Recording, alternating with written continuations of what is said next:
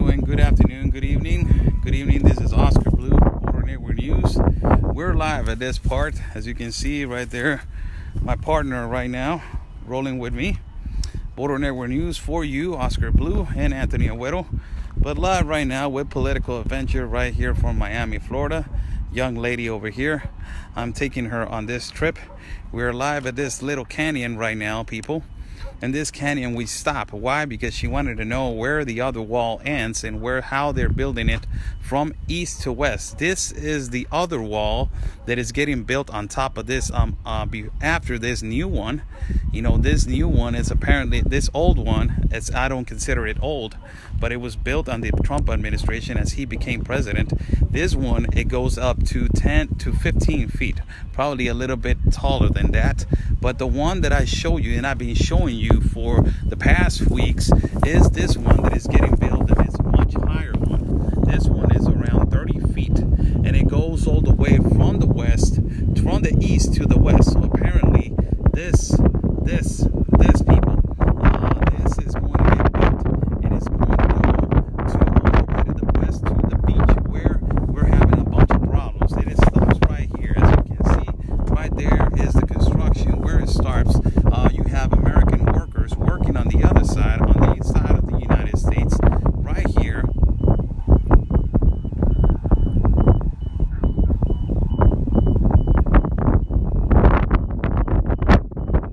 That is where it ends. That is where it ends. If people can't hear me, I'm sorry, I apologize, but I'm in a windy area. So that is, I know about Anthony. I will call in immediately when I'm finished the feed. I will call him. I'm all the way over here at Tijuana. I can't do as much, but I will call him to see what he's doing and what is he's doing. Okay.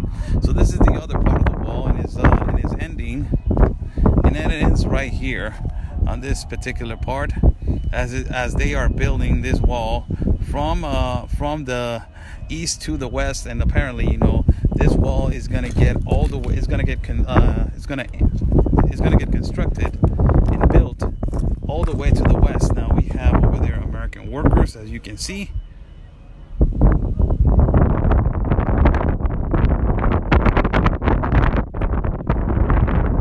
Right there, and it's a cliff. I'm right here with political adventure, as you can see.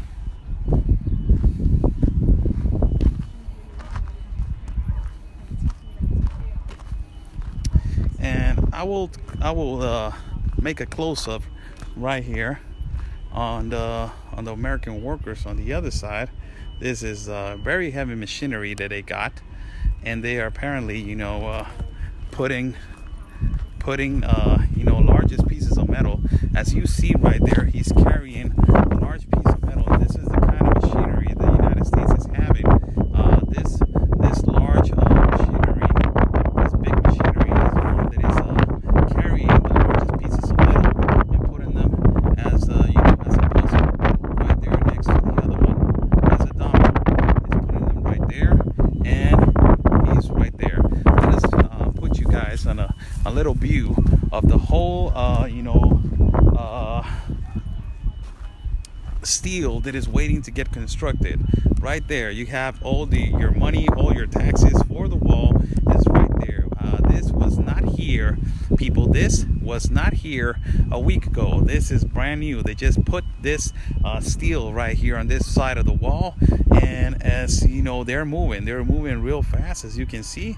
You know, this heavy machinery right there, and that is where the other wall ends, the one that it starts at around 30 feet.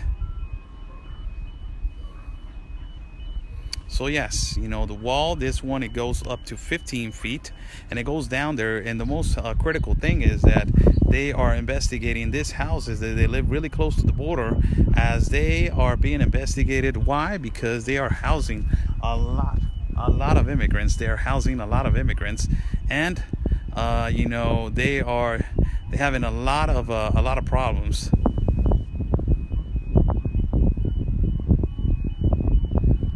In this kind of situation. So this is the ending of the wall. As we are giving you coverage of shelters, the wall right here, and the new wall that is getting built on the other side, and equipment that you guys can see, and also steel that is waiting for to get built.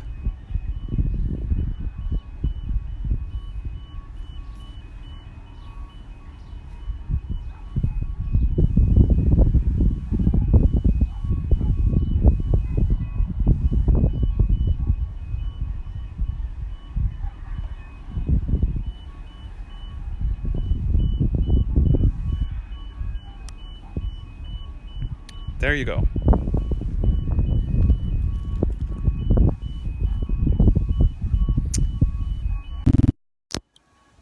I'm Oscar Blue for Border Network News. We will be live in a few moments also to take you to another shelter so you guys can check out everything that is going on regarding the shelters. We are live right here with Political Adventure. She's coming all the way from Miami to visit myself, and to take her a little bit of a ride, and to show her our city. So we will be back with you guys in a few seconds, and we will ride to another place right now. What is your opinion on what's this area right here? This is Colonia Libertad.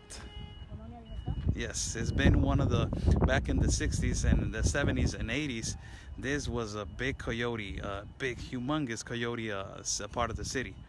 And they used to cross, when there was no wall, they used to cross real easy through these mountains and the other neighborhood, I don't know what is his name, as soon as they cross this mountain. So this is a gigantic activity. A lot of authorities in Mexico, they're investigating these houses because they are, cartel houses. They are bought for house, illegals. They're not bought for people to live. They're bought for just that particular reason. To housing. Yes, to housing. So this area would be used for drug trafficking? Yes, a lot. Oof. Oh man, it was one of the toughest areas back in the 80s and the 90s. But now it's more controlled because they found, different ways to cross to the United States. So, back in the day when they were used to, cross with like they're doing right now, but they used to cross with backpacks and with shrink wrap with drugs, around their body. But now they don't use that anymore. They basically, cars, automobiles, and everything. This has changed a lot. But these houses they were dangerous, back in the 80s and 90s. What are your thoughts on this other wall that is over here? I mean, there's only so much you can do, right? There's only so much you can do. In reference to, like the wall being beams, they're beams, it's a fence. You have to allow for the animal life, the wildlife to get through, right? Whatever wildlife can get through. But the problem is not... This is every day, so don't worry about it. No, I know, it's back and forth. The problem is not the wall itself, building a wall or not building a wall. The problem is the countries that are at each other's borders taking control and not providing. And I'm sorry to say, whether you, like I say again, I will say this over and over, whether you agree with open borders or not. Who is going to house the people? Remember, when you're allowing, you said what? We were in the car and you stated about 500,000 people have crossed the border since January? Since the beginning of this year? 500,000 people illegally or illegally crossed. These are 500,000 people that don't have documentation. They don't have, if they go into our cities or our towns, are not going to be contributing in a way to the areas because they're ghosts. And let's just say, because I know California has a history of creating social security numbers, meaning somebody, you have a hookup in the driver's DMV, or you have a hookup in Social Security Administration, whether they get false cards or are somehow pushed and receive an actual Social Security card and a driver's license, still you have people coming in that are taking the benefits of people that are actual born citizens and naturalized citizens. They're taking the benefits. They're coming into the healthcare system, and that's an issue. It is an issue because, again, we have a homeless epidemic. We have a homeless crisis. You have veterans on the street. You have regular folks. You have elderly on the streets in the United States that were born, they're actual born Americans in the United States that are not getting the help. They're not getting the government help. But yet we're going to allow 500,000 people since January to come through, and then we have to provide for them, give them health care, give them, shelter, give them all this. And I'm not about, knocking legal immigration. I'm about knocking illegal immigration. Exactly. I'm about knocking illegal immigration. There's a difference between immigrants, illegal immigrants. Exactly. Huge difference. Legal migrants, illegal migrants. Two different things, okay? And again, the majority coming through, per somebody that lives in this area, that lives in Mexico, that has been experiencing this since it started, 80%, close to 80% are males. Not families, but men. Yes. Okay? That's a problem. Sorry to say, it is a problem because they're economic migrants. They can go and work wherever they live. They can go to the other 153 countries that accept the United Nations Migration Pact. They don't have to come to the United States. Because the United Especially States when is not the United States did not sign. Yeah, exactly. They did not sign the pact. So I don't blame the people coming. I blame the organizations that are promoting it, whatever agenda they may have. I blame the United Nations itself for creating this chaos, forcing nations to take migrants, refugees, illegal immigrants, whatever you want to call it, and it's creating this chaos that it's hurting the people migrating, and it's hurting the citizens of whatever country these people are in. Because believe it, if he's telling you, he lives here, he's giving you statistics on crime going up since the first caravan, 35%, robbing, stealing, rapes, riots. It is what it is. Those are the facts. You can't change that. Exactly. It's not the people of Mexico's responsibility. And we have to hold our politicians responsible. Whether you're in Mexico, whether you're in Guatemala, whether you're in Honduras, whether you're in Panama, Chile, wherever the hell you are, you need to hold your politicians' feet to the fire about this. Exactly. Okay? We have to come up with another solution, some other type of way to keep people in their own country, coordinate, come together, each country come together, have meetings on how to resolve. If it's a crime problem, fix their deal problems. with the crime problem. Exactly. If they don't know how to fix it, if they need help from other countries to, guide them in how to fix the crime problem, then that's what needs to happen. But you're not going to make it better by flooding another country with people. You're not going to make it better. Okay, it's better to deal with the problem in their own country, help themselves, and make their environment better, so they don't have to leave and migrate elsewhere. Exactly. They can make their own space better, their own backyard better. And if it's a cartel problem or it's a gang problem, then we help them deal with it. If it's an economic issue, if there's no economy going on, then the people are businessmen.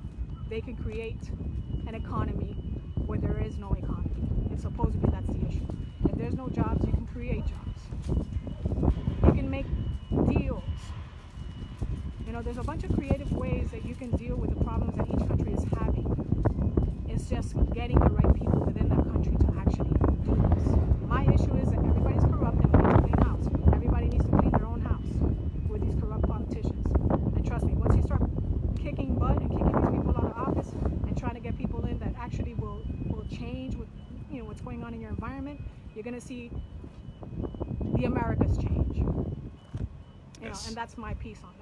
That's absolutely right. Corruption is a problem. Absolutely correct. Let's go, people. As we are going, that is a political adventure for you guys. She's from Florida. She's coming over here to visit us, all the way to Tijuana, as we are moving to see the part of the of Otay. She will show her the other port of entry to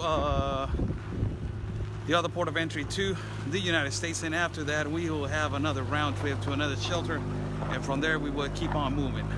I will contact my partner Anthony right now. I know that he's having a problem. I'm doing an interview, people. I can't cut the interview. I will contact him immediately. Peace and love, and always your country first, everybody.